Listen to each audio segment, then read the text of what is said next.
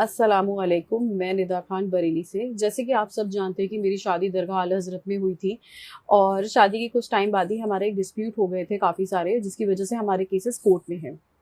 लेकिन बात करें कि इन 10 सालों में मेरे साथ बहुत कुछ हुआ, बहुत कुछ बदल गया और बहुत सारे लाइफ थ्रेट आए। लाइफ थ्रेट के साथ लोगों ने मेरे ऊपर अटैक भी करे, सब कुछ हुआ इस 10 सालों में।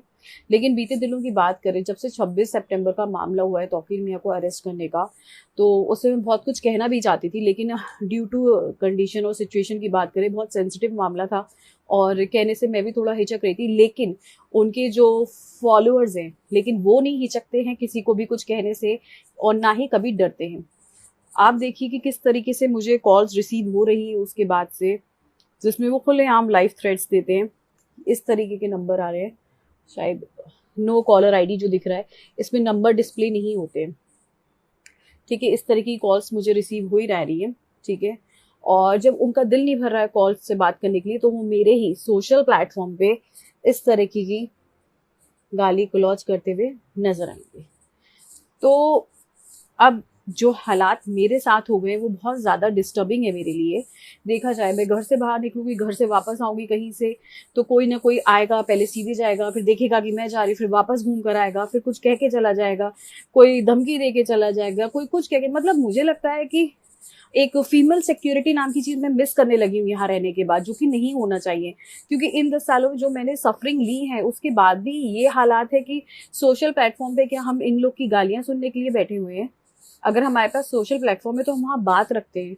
ठीक है, उसका ये मतलब नहीं है कि कोई भी उठ के आके हमें कोई गाली देगा, या अगर फ़ोन यूज़ करते तो इसका ये मतलब नहीं है कोई हमें फ़ोन करके हमें धमकी देगा, या अगर हम घर से बाहर जाए इसका ये मतलब नहीं है कि हमारी लाइफ हर टाइम इनसिक्योर रहे लोगों से जो उनके मुरीद हैं। बात रही तौकीर मियां की, तो उन्होंने जो करा उसकी उनको बिल्कुल सही उनके साथ हुआ है। वो जेल में बैठे हैं, उनकी वजह से इतने सारे मुसलमान सफ़र कर गए। जाने अनजाने उन्होंने जो ब्रेन वॉश करा लोगों का, जो कि बहुत ही बेइंतहा गलत चीज़ उन्होंने करी है। और रही उनकी फैमिली की बात, जैसे कि हम जानते हैं कि अरसलान मेरा ब्रदर इन लॉ था पहले, उसके एक काजिम नहीं, काजिम करके नहीं, उवैस करके एक लड़का है जो उसके साथ रहता है और उसका नाम भी एफआईआर में है। तो आप सोच सकते हैं कि ये लोग कितने ज़्यादा कह सकते हैं कि डोमिनेटिंग और माफिया टाइप, माफिया थिंकिंग हम कह सकते हैं, या तालिबानी थिंकिंग, कि उनके साथ जो लोग रह रहे हैं वो तक दंगे में इन्वॉल्व है।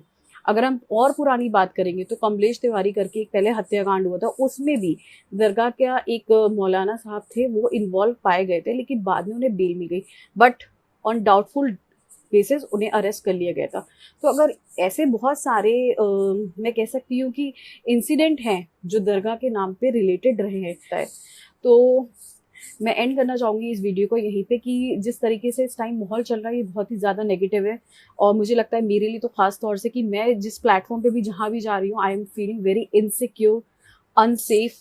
और मेरा कोर्ट में प्रोसीडिंग्स चल रही है, जिसकी वजह से मुझे बहुत ज़्यादा प्रॉब्लम्स होती हैं।